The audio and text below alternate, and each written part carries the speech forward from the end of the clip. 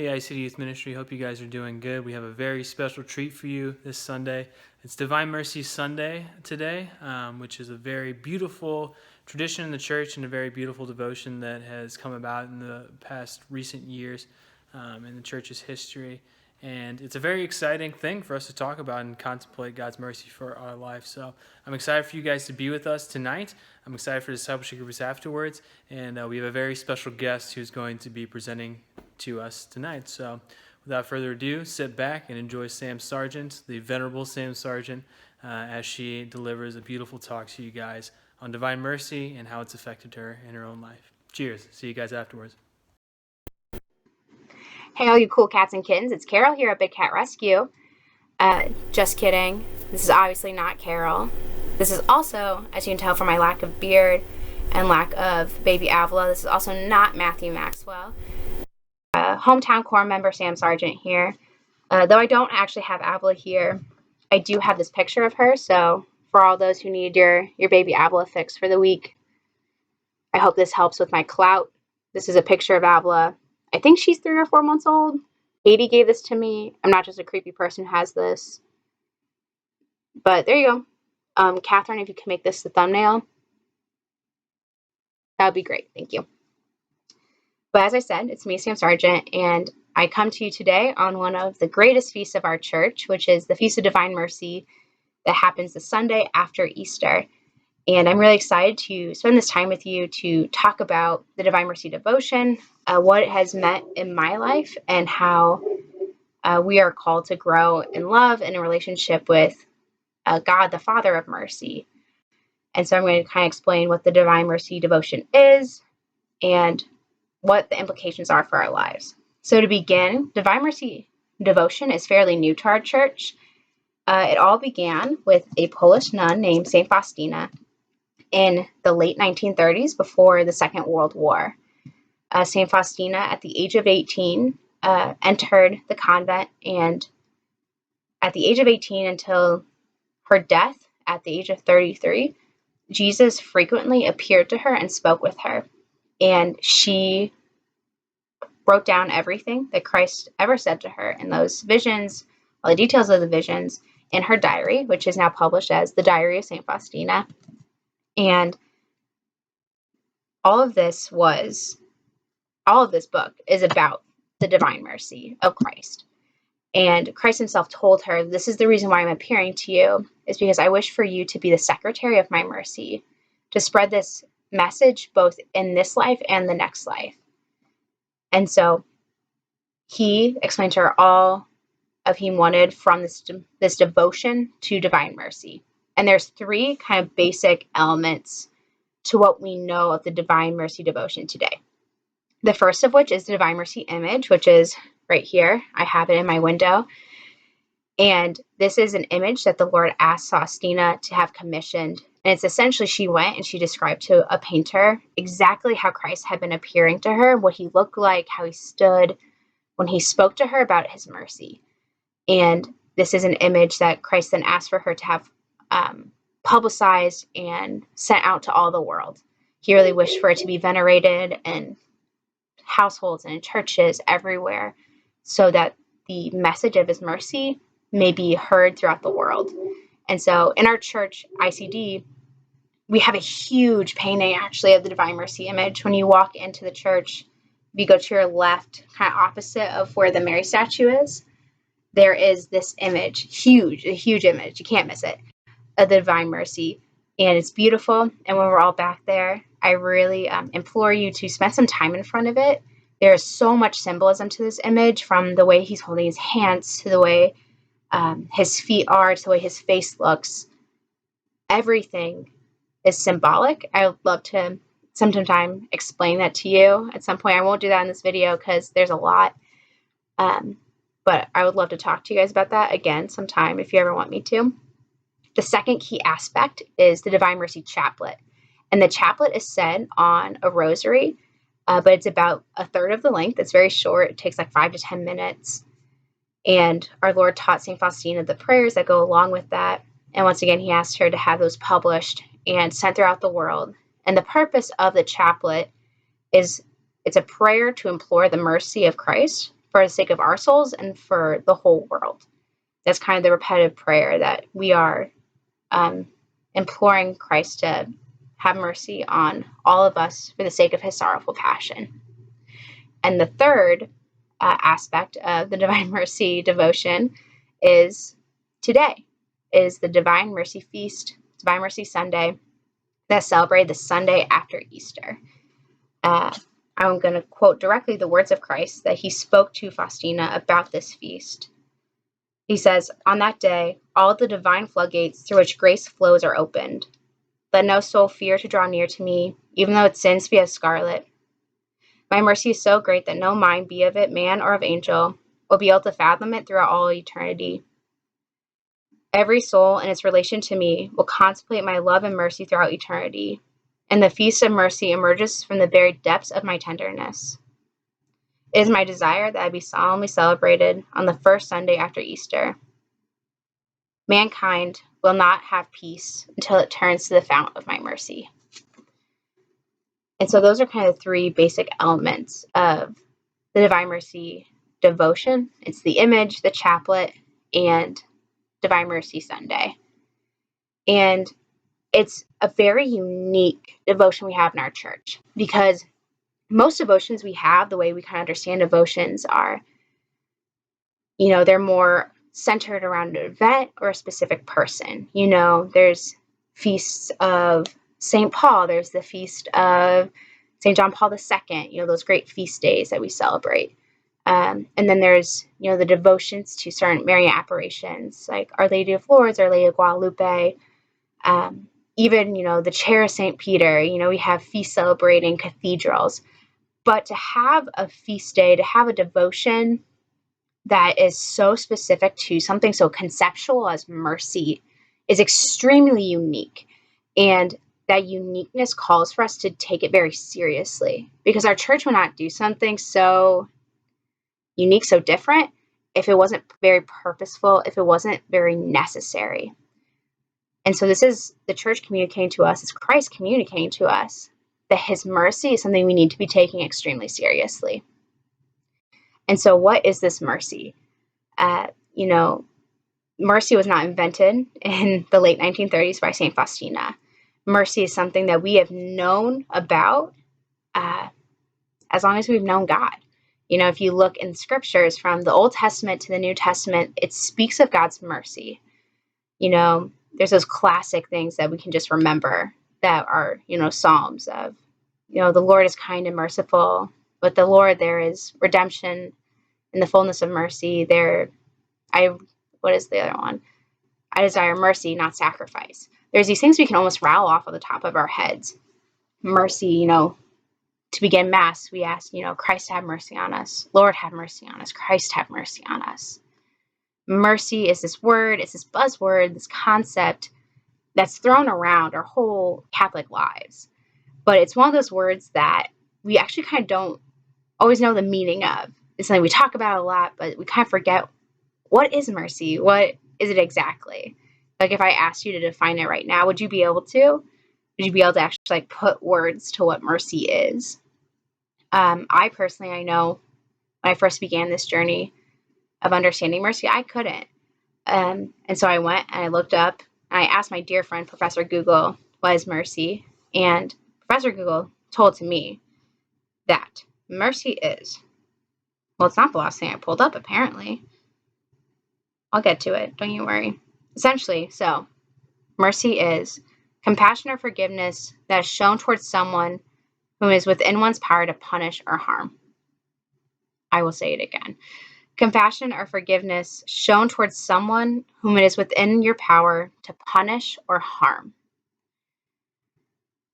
So that's what mercy is. Mercy is showing love, showing forgiveness when it is not necessary, when it is not what is expected of you.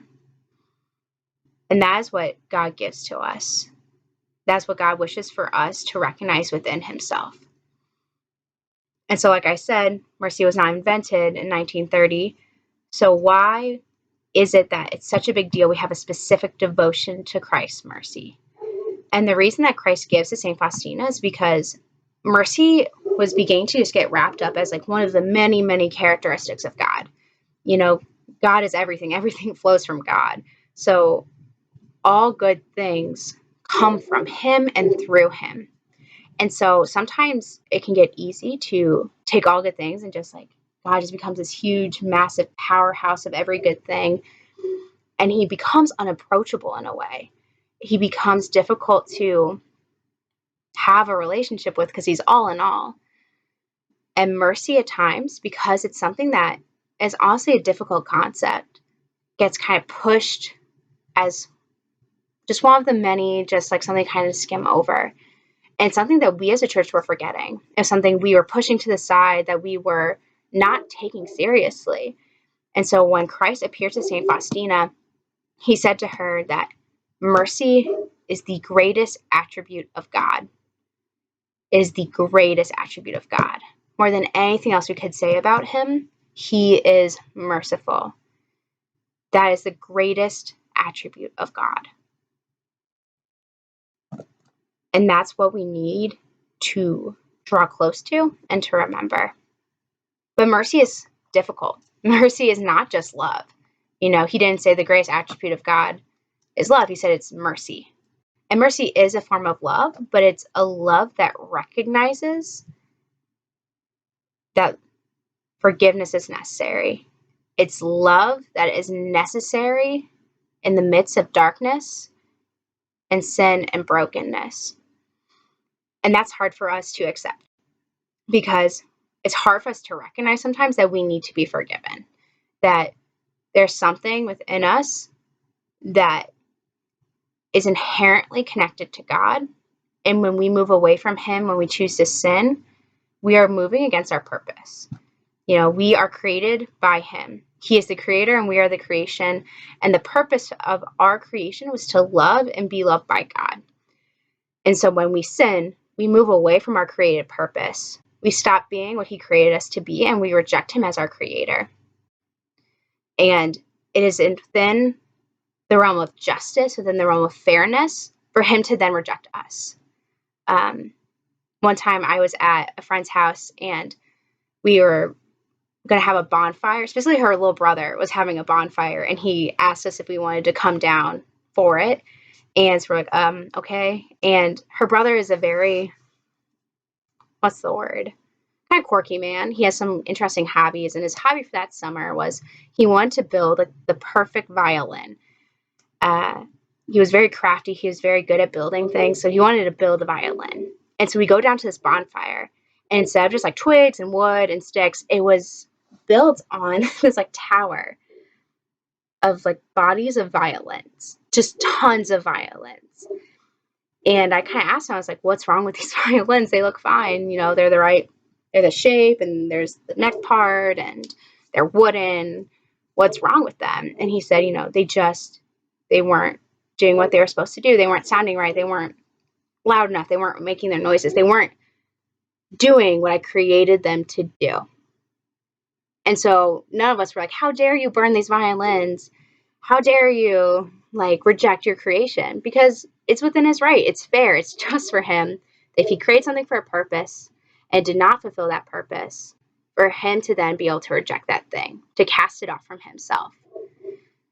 That's fair. That's just. In the same way that since we are not fulfilling the purpose that God created us for, we are not loving or allowing ourselves to be loved by him. We reject him as our creator. It's fair for him to be able to reject us. But he doesn't. He never has and he never will because his greatest attribute is mercy. But that's kind of where we get caught up. We get caught up in this hurt of like, well, I don't want to feel like I did anything wrong. I don't want to acknowledge that there was this room in which God could have rejected me and he didn't. It's hard for us to be able to recognize our fault. We'd rather just, you know, have this happy relationship with God where we just love each other and it's perfect. We don't want to recognize that we are in need of him. We don't just want him. We don't just like him. We need him. And that's what mercy is. It's a love that is needed. It's love that is healing, that feels brokenness and is healing, and we need it. And we don't like that. And so we would rather reject God's mercy. We'd rather harden ourselves from it. We'd rather stay broken sometimes than acknowledge that we have a need for him. And that is why God comes. That's why we celebrate Divine Mercy Sunday. It's because it's this recognition that we need his mercy. And that above all, he wishes to give it to us. He didn't have to come to St. Faustina and, really emphasize that he wants to give us his mercy. He didn't have to do that. To give mercy is to forgive. It's to go into our ugliness and our brokenness. But he wants to do that for us. He wants to come into that. It's not something that he has to do. It's something he wants to do. And so we need to find the humility to allow him into those places. And that's what Divine Mercy Sunday is. It's this opportunity to open ourselves up in a way we sometimes don't allow ourselves to open up to him. It's to open up every part of our hearts, all the parts that we have left closed off from him, and welcome to flood those places. Because all of those graces, all of that mercy, all of that love is just stored up in his sacred heart. He wishes so deeply and so badly to give that to us. And so this Divine Mercy Sunday, he begs us to let him pour that out. Because it is painful for him to hold it in. Because he is God. He is mercy itself. He is love itself. It is in his nature. It is his predisposed disposition to want to love us, to want to forgive us. And so not only do we need to have the humility to say, I need this, but we have to have a love enough for Christ to allow him to do that for us. And so that's kind of the first step. It's recognizing we need this mercy. Mercy is a necessary thing for us because we move against what we are created to do. And once we've accepted this mercy, once we've opened our hearts to it and let us transform us, the next step is to trust in that mercy. To walk through life trusting that God's mercy will sustain us. That we can take leaps of faith, that we can try scary things, and he will always be there to love and to catch us and support us. That love is there to walk with us and to heal us as we go. We have to trust in that mercy. And the third element of divine mercy is once, we recognize our own brokenness, our need for it, once we grow in our trust that it will always come to us when we need it the most. The third aspect is extending that mercy to others. In the same way we recognize our own brokenness, our own need, we have to look at someone else and recognize that they're broken in the same way. That though they may have hurt us, even though it's within my right to never forgive someone who has hurt me, is in my own right to cut people off, to never be with them, to never let them back in. There also is an element of recognizing that they need mercy. They need a love that is not scandalized by pain. And to love and to forgive and to let that fortify us when we extend that to people in front of us. I think the final image I want to give you is, I work at a preschool and there's this game that my students like to do. There's these 4 girls who like to play this game. And it's not really a game. It's mostly where there's a platform on our playground that's maybe 2 feet off the ground. And they like to do this thing where they jump off the platform and I'll catch them. And each 4 girl kind of does it. Each one of these 4 girls does it kind of differently. The first girl, she doesn't like to just jump and be caught. That's kind of really scary for her. She just I kind of hold her hands and she jumps and I kind of lift her up so she goes a little higher than she would on her own. And that's fun for her and she enjoys that. But she's too scared to do the full on jump out and get caught. And so that's what she does. Girl number 2, she does the whole jumping out. She will arms wide, just jump and I'll catch her and we'll spin and she laughs and laughs and it's so beautiful and so fun. And then she goes and we do that over and over again. Girl number 3 is one of my favorite students. She's so joyful and she has kind of some hearing issues. And so she's not very verbal. It's very hard for her to speak. And so she kind of communicates herself in some strange ways. But the way she does this game is as I'm catching one of the other girls, she'll do this thing where she'll go to the very other end of the platform and she'll take her hood and she'll pull it over her eyes And she'll either just start walking or will straight out start running. And she won't even like necessarily jump because she doesn't know where the end is because she pulled her hood over her eyes. She'll just run straight off the platform with complete trust that I'm going to catch her. And so I have to like kind of keep a special eye on her because she'll just like run off the platform blind. And so she'll run off and I kind of just have to like grab her, and she just loses, like she just laughs, and there's such a joy in her when she does this. And there's no part of her that has any fear. There's no fear. She just does it. She just jumps. She just walks off the platform with complete and utter trust. And then the fourth girl doesn't jump at all. She will do this thing where she'll just stand at the edge of the platform and she'll watch all her friends jump, and she'll laugh and she'll think it's really great that they're doing that. But I'll ask her, like, do you want to jump? Like, I'll catch you, I promise. And she says, no, like, I don't want to. She'll be like, it's dumb, or I'm scared, or she has like a million excuses, but she never wants to do it, but she'll just watch. And you can tell she wants to. You know, she thinks it's fun. You can tell she thinks it would be great, but there's a fear, there's a lack of trust that's holding her back. And I think in our lives, we all have kind of an opportunity to be one of the four girls. You know, sometimes we trust Jesus just a little bit. You know, we let him hold our hands as we jump to get kind of like a little bit of an extra boost. Sometimes we're willing to even full on jump, eyes open, into his arms. But what he wants for us is that level of trust. We're willing to literally just walk blind off that platform, to walk with eyes closed and complete trust that no matter what, he's going to catch us, that he's going to be there, that there is no fear, that his mercy will always provide and it will always be present.